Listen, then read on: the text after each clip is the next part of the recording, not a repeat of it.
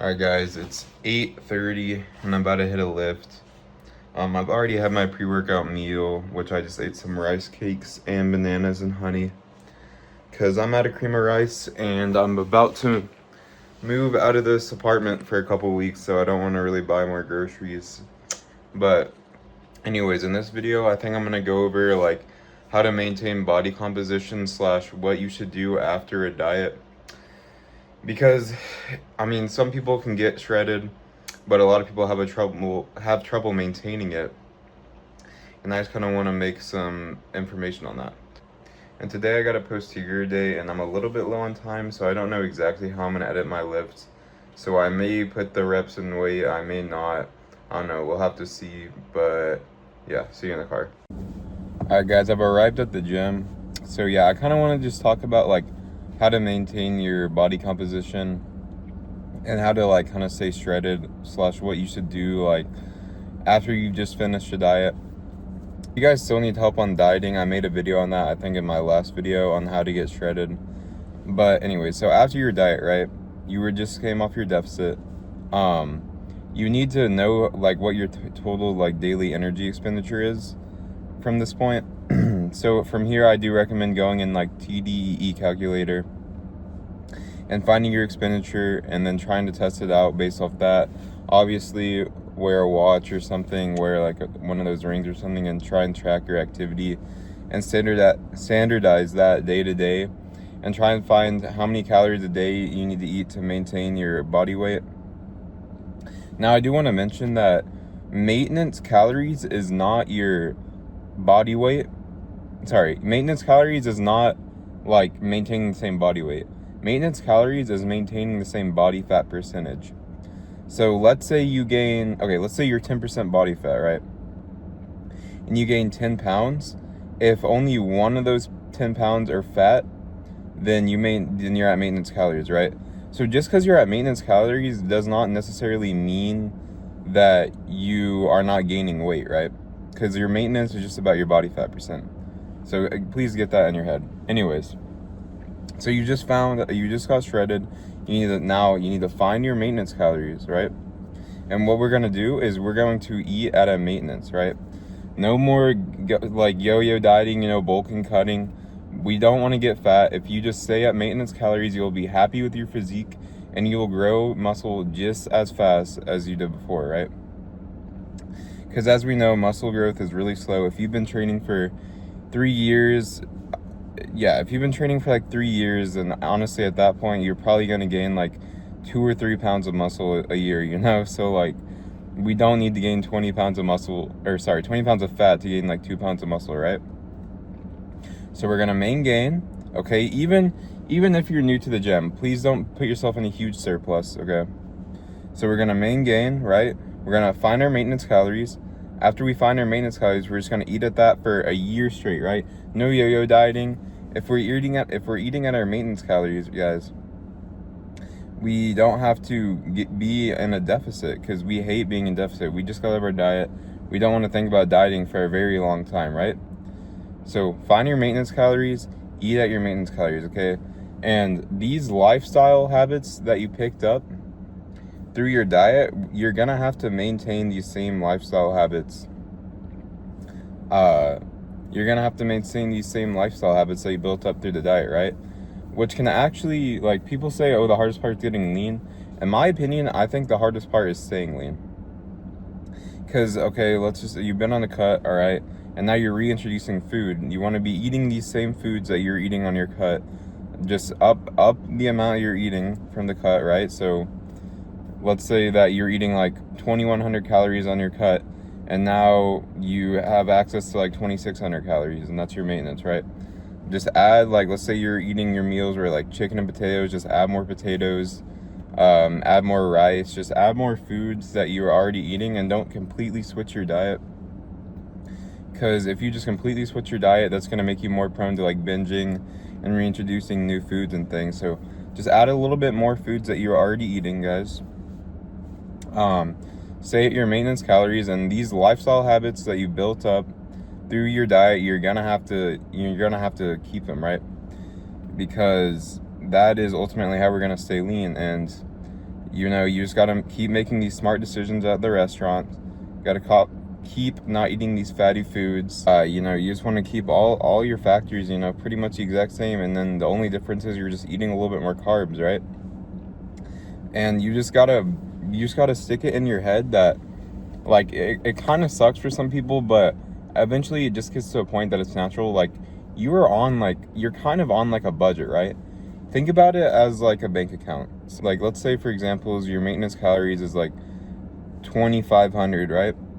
So that would give you what, about like 17,000 calories on the week, okay? You don't have to think about your calories day by day. So let's say that you know you're going to be eating out on a certain day of the week, right? You can basically just use your budget, which, you know, let's say you have 17,000 calories in your bank account. Just think about it like that. You could just take away like 300 the day, like 2 days before, another 300 2 days before that. And then on the day that you're eating out, you now have access to 3,100 calories, right? Because it's all about your average, right? Think about your calories across the week as an average. Think about your steps across the week as an average, right? Because we can't like nitpick everything to day by day. Just understand that you're on a budget, and you have to respect this budget if you really care about your physique and your aesthetics and you want to stay lean, okay? And again, you do not have to bulk. You don't have to do this yo-yo dieting. You will stay the same, like, you will gain just as much muscle staying at the same body composition, and you'll be much happier with your physique. You'll be happy year round, and trust me, I've been there, done that in the bulking. It just leads to more body dysmorphia, more insecurities. Anyone who tries to sell you on gaining a bunch of unnecessary body fat is just selling you a scam. The only time you should do that is if you are like really low on like the BMI scale and you're new to lifting. So we're not in 2022. We're not bulking anymore, right? We're maintaining our body fat. We're staying lean year round, okay? I'll see you guys on the lift. I'm kind of busy, so I don't know how well this is gonna be edited for the lift, but we'll see what I can do, all right? See you guys.